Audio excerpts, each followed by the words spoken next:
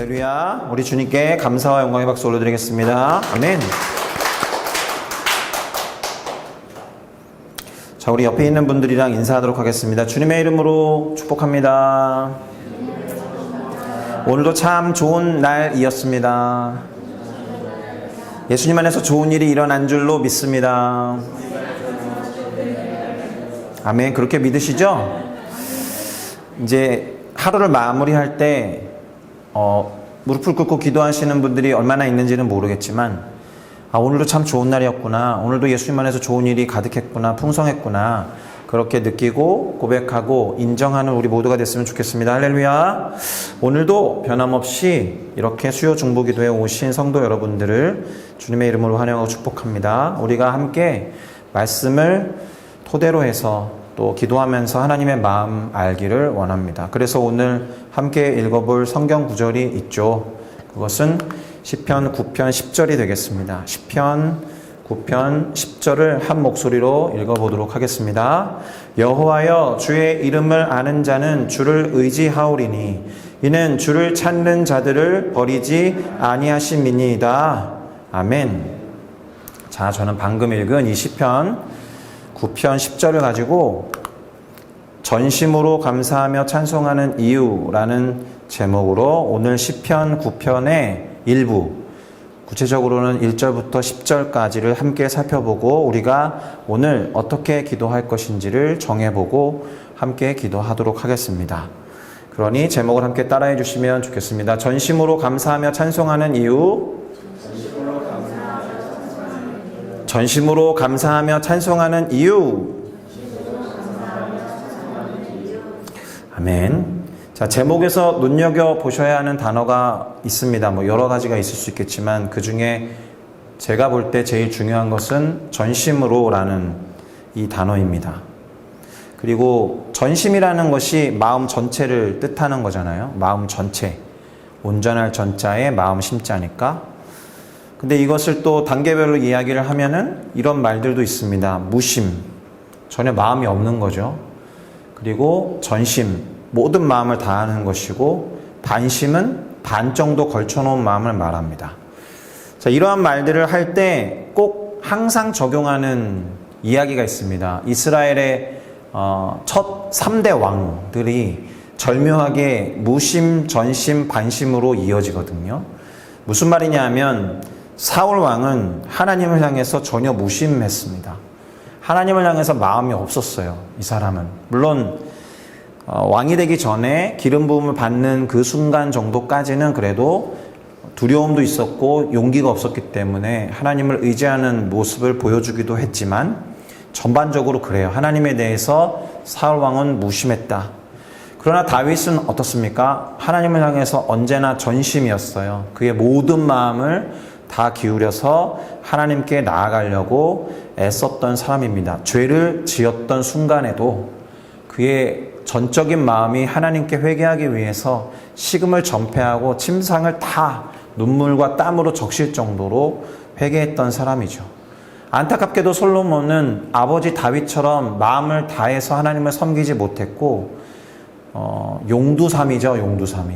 처음에는 막 듣는 마음을 구하고, 우리가 지혜라고 번역하는 지혜를 구하고, 또 하나님께 일천번제를 드리면서 막 하나님께 정말 최선을 다하는 것처럼 보였지만 인생 말로로 향하면 향할수록 하나님에서 속히 떠나서 각종 우상들이 이스라엘 백성 안에 들어오도록 용인하고 허용한 사람입니다. 사실 이 솔로몬 때문에 이스라엘 제국이 반으로 쪼개진 거거든요. 그것도 다윗을 하나님이 배려하시고 다윗을 너무 좋아하셔서 솔로몬 때에 쪼개시지 않았다라는 것도 대단히 주목할 부분이기도 합니다. 자, 오늘 시편 9편은 이와 같이 전심이라는 단어로 시작을 해요. 그러니 1절과 2절에 그 단어가 어떻게 쓰였는지 한번 볼까요? 내가 전심으로 여호와께 감사하오며 주의 모든 기이한 일들을 전하리이다. 내가 주를 기뻐하고 즐거워하며 지존하신 주의 이름을 찬송하리니. 아멘. 재미있는 게 있습니다. 영어 성경도 그렇게 딱 적혀 있는데 I will praise, I will tell, I will be glad and rejoice, and I will sing, 이렇게 I will이 반복되고 있습니다. 찬양할 것이고 말하고 전할 것이고 기뻐하고 즐거울 뿐만이 아니라 찬송하고 노래한다는 것이죠. will이니까 전심으로 하겠다라는 의지의 표현입니다. 할렐루야.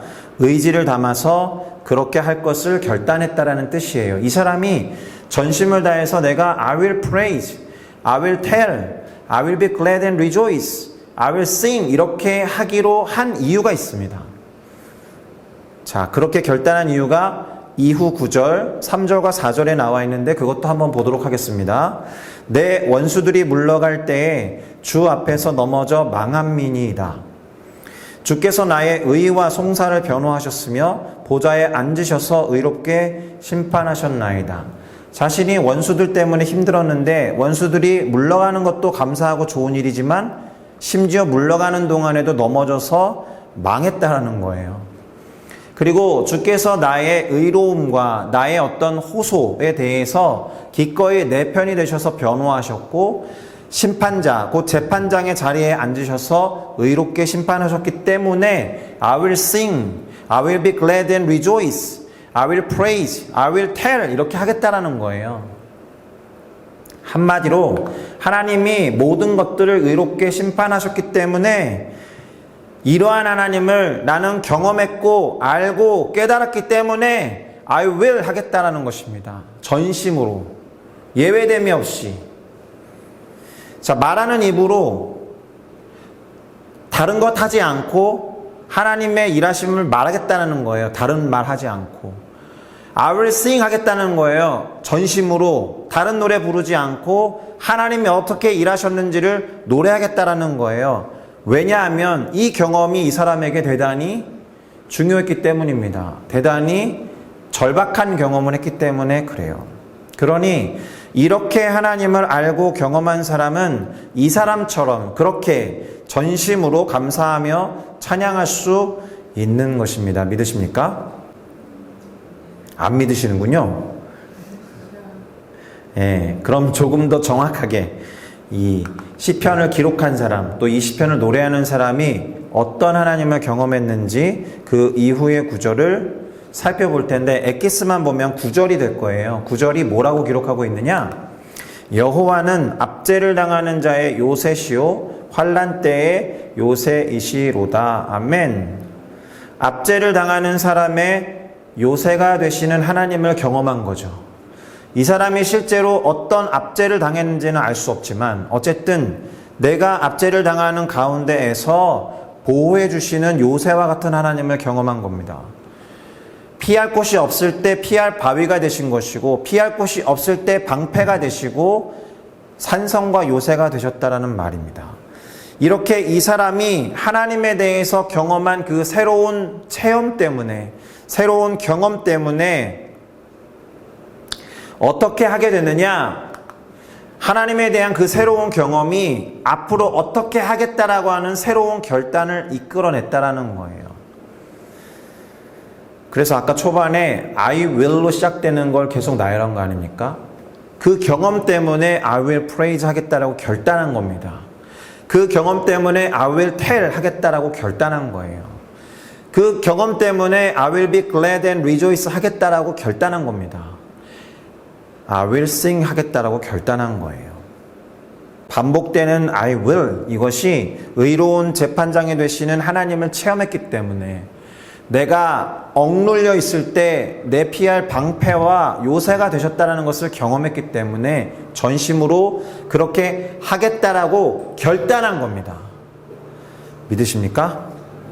그래서 우리가 오늘 이 설교 본문으로 읽어보았던 10절과 같은 결단을 또 해요. 이 사람이 한 번 더 읽어볼까요? 여호와여 주의 이름을 아는 자는 주를 의지하오리니 의지하겠다라는 거죠. 이유는 주를 찾는 자들을 버리지 아니하셨기 때문인데 주를 찾는 자들을 버리지 않은 것을 경험한 거예요. 그 경험 때문에 주를 또 의지할 수 있는 거죠. 일관성이 없이 의지했는데 버림을 받은 경험이 한 번이라도 있다면 저 고백을 할 수가 없는 겁니다.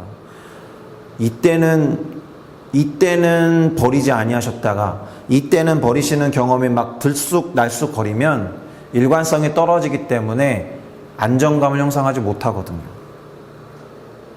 내가 주님을 의지하겠다, 그 이름을 아는 자이기 때문에, 이 말은 더 정확하게 주님을 찾는 자들을 하나님이 버리신 적이 없다라는 그 강력한 경험 때문에 그렇게 하겠다라고 결단한 것입니다. 할렐루야. 그래서 오늘 설교 제목과 관련하여 결론을 맺어보면, 전심으로 감사하며 전심으로 찬양할 수 있는 이유는 우리를 위해 일하시는 하나님을 경험했기 때문이다라는 것입니다. 그런데 이렇게 자신이 경험한 하나님을 실제로 높이고 찬양하는 게 엄청난 능력이 있습니다. 무슨 말이냐 하면, 하나님을 실제로 경험한 이들의 찬양은 능력이 있다라는 거예요. 다른 사람의 경험, 다른 사람이 쓴 어떤 노래를 그저 입으로 옮기는 정도의 찬양이 아니기 때문에, 내가 실제로 경험한 하나님을 증언하는 찬양이기 때문에 파워가 있다라는 것입니다. 권위가 있다라는 것이에요. 이게 작품으로 설명을 하면, 자신이 쓴 책이라고 하면 저자의 권위가 있잖아요. 제가 이 책을 썼거든요, 이렇게. 그런데 표절을 했다고 치면 표절한 작가는 권위가 없어요. 그때 그 authority가 일종의 파워라는 것이에요. 저작에 대한 파워, 작가로서의 파워. 마찬가지로 내가 경험한 하나님을 실제로 경험했기 때문에 부르는 찬양은 authority가 있는 거예요. 권위가 있는 거예요. 권세가 있는 거예요. 파워가 있는 것입니다. 남들이 뭐라 해도 내가 경험했기 때문에. 그래서 똑같은 사건을 두고 바라보는 시선이 다른 거죠. 나는 이렇게 경험했기 때문에 나는 이렇게 증언할 수 있는 거예요. 그러나 그것에 대한 경험이 없는 사람은 할 말이 없죠. 아, 그 사람이 그렇게 고백했대더라 정도밖에 할 수 없는 것입니다. 그러니 그 고백과 그 찬양은 권위가 없는 거죠. 그런 경우라면. 여기에 한 가지만 더 덧붙일 게 있습니다. 기도 또한 마찬가지라는 거예요. 하나님을 경험한 것을 근거로 해서 하는 기도가 능력이 있다라는 것입니다. 그러니까 사실 기도를 중언부언하지 말라라는 것은 내가 지금 무슨 말 하는지도 모르면서 그냥 습관적으로 하는 기도라는 의미도 있지만, 내가 하는 기도를 눈여겨보거나 내가 하는 기도를 따져보지 않는다라는 거예요. 내가 하는 기도가 응답됐는지도 모르고 습관적으로 하고 있다라는 거예요. 마치 식기도 한번 정해놓고 식기도 수십 년 가죠? 저는 그랬거든요. 어렸을 때 어머님이 가르쳐 주신 식기도를 최소한 30살 때까지 반복했던 것 같아요. 식사기도를. 똑같은 멘트로, 똑같은 내용으로. 아무 거기에 감사나 감흥을 담지 않고, 물론 그런 생각을 했기 때문에 조금은 태도가 바뀌었는지는 모르겠지만, 우리가 하는 기도가 체험을 담고 경험한 것을 근거로 해서 기도할 때 이것이 응답되었는지 어떻게 되어가고 있는지 따져보겠죠. 그러니까 오늘 기도를 점검하셔야 돼요. 내가 하는 기도가 습관적인 기도는 아닌가? 이미 경험하고 이미 이루어졌는데 그냥 매너리즘에 의한 형식적인 기도를 하고 있는 건 아닌가? 목사님이나 우리 청년부 리더가 기도 제목 물어보니까 뭐 하지? 이렇게 그때 정해가지고 보내는 그런 수준의 기도는 아닌가? 그 기도를 통해서 하나님이 어떻게 역사하셨는지를 알고 경험한 사람은 적어도 똑같은 기도 제목이 아니라 뭔가 살이 붙어 있거나 이루어진 것은 빠져 있어야죠. 기도를 점검하시고 내가 경험한 하나님의 근거에서, 하나님, 제가 경험하기로 하나님 이런 분이시니까 이렇게 들어주셨으면 좋겠습니다 라고 고백할 수 있어야 합니다. 할렐루야.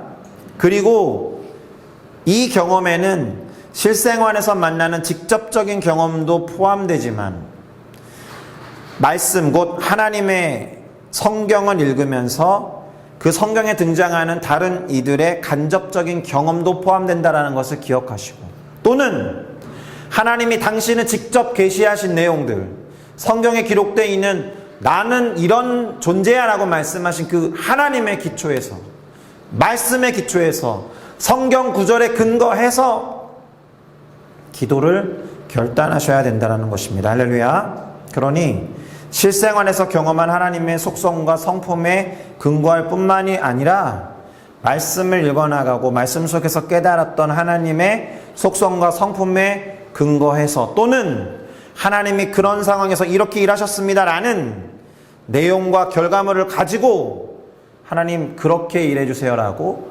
구체적으로 기도하는 I will pray, 이렇게 되어야 한다라는 것입니다. 할렐루야. 그래서 오늘 어떻게 기도하고 싶으냐?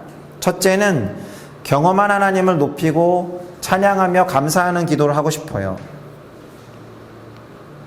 우리 좋으신 하나님을 찬양합시다, 이렇게 누군가에 의해서 끌려가는 그런 거 말고, 내가 경험한 하나님을 적극적으로 높이고 전심으로 높이고 찬양하는, 그래서 전심으로 감사하는 기도를 하시기를 바랍니다. 두 번째는 하나님을 새롭게 경험하도록 습관적으로 그냥 옛 경험에 머물러 있는 그런 기도나 찬양이 아니라 늘 새로운 하나님을 경험해서 그 새로운 하나님의 경험에 근거한 기도와 찬양을 할 수 있도록, 세 번째까지 연결되는 거죠. 하나님에 대한 경험을 근거로 기도하고 찬양하도록. 네 번째, 특별히 우리 공동체, 우리 교회, 우리 성도님들을 위해서도 같이 그렇게 하나님을 우리 모두가 더 깊이 알고 경험해서 새로운 하나님을 고백하고 찬양하도록, 이렇게 네 가지를 놓고 기도를 하려고 합니다.